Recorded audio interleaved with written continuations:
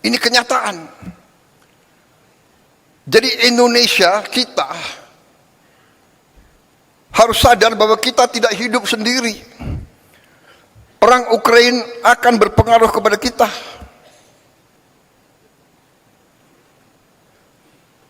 Peristiwa di Gaza berpengaruh kepada kita. Saudara-saudara. Jadi saudara-saudara, ini yang saya ingin sampaikan ke seluruh barisan pemerintahan. Marilah kita waspada. Marilah kita mengerti tantangan-tantangan yang ada di dunia ini. Saudara-saudara, saya baru pulang dari Eropa. Saya ketemu tokoh-tokoh dunia. Saya hadir di Davos. Puluhan kepala negara hadir. Hampir semua merisaukan pecahnya perang dunia ketiga. Kita di sini menghadapi tantangan, ya, perubahan iklim mengakibatkan kita menerima banyak bencana dan sebagainya. Tapi sekarang di tingkat dunia mengkhawatirkan akan terjadi perang dunia ketiga.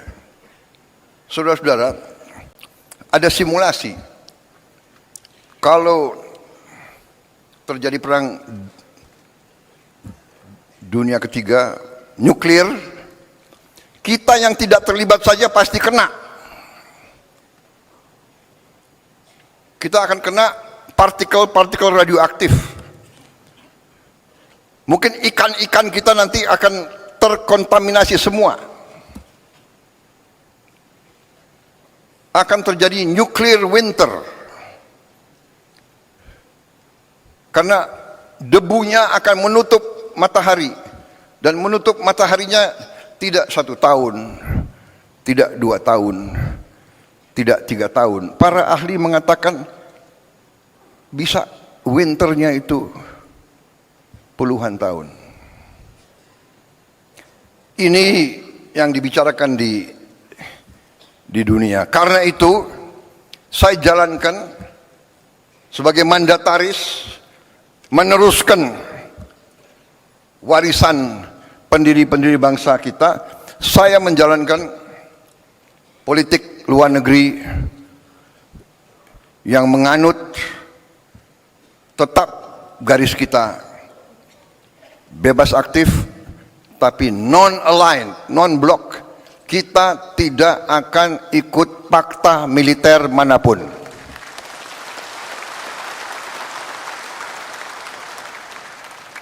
Saya katakan filosofi luar negeri saya adalah 1000 kawan terlalu sedikit, 1 lawan terlalu banyak.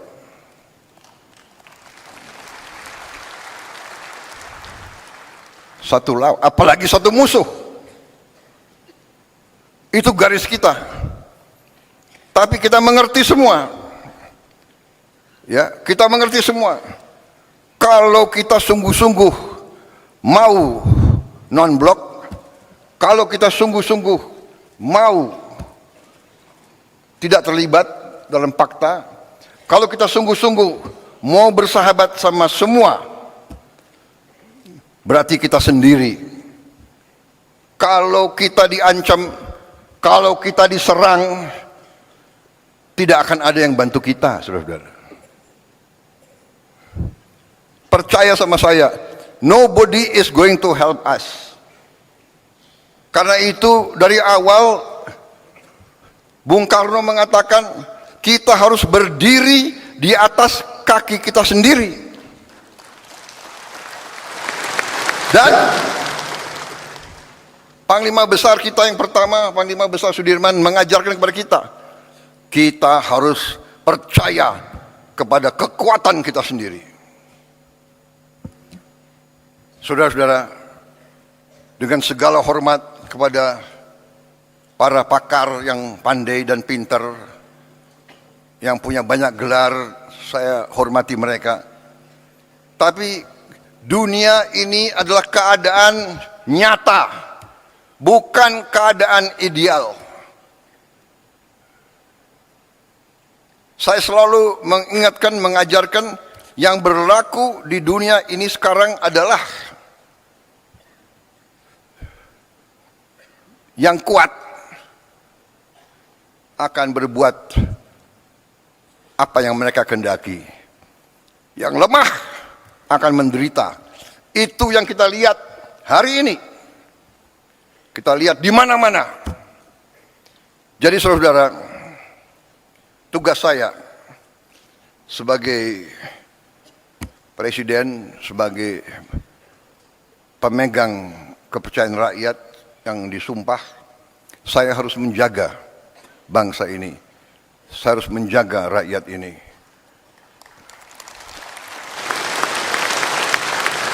Kadang-kadang gampang untuk kita bilang, gampang kita ngomong.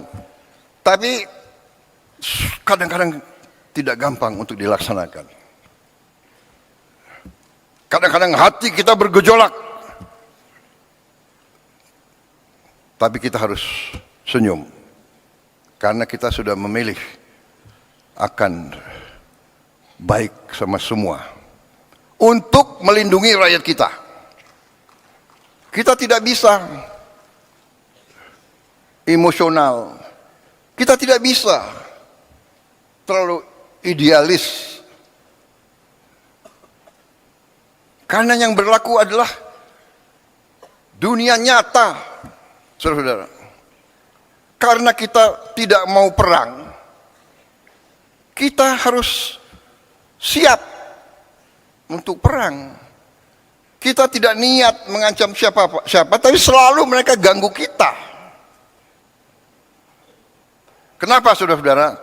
Karena Indonesia, Nusantara kita, semua pulau-pulau kita adalah kaya dengan sumber daya alam yang luar biasa.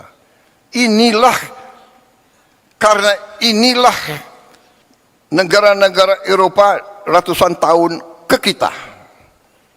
Negara-negara di utara ke kita. Mereka ke kita ratusan tahun, Belanda, Portugis, Spanyol, Prancis, Inggris, Jepang, Mongol. Mereka ke sini bukan untuk wisata.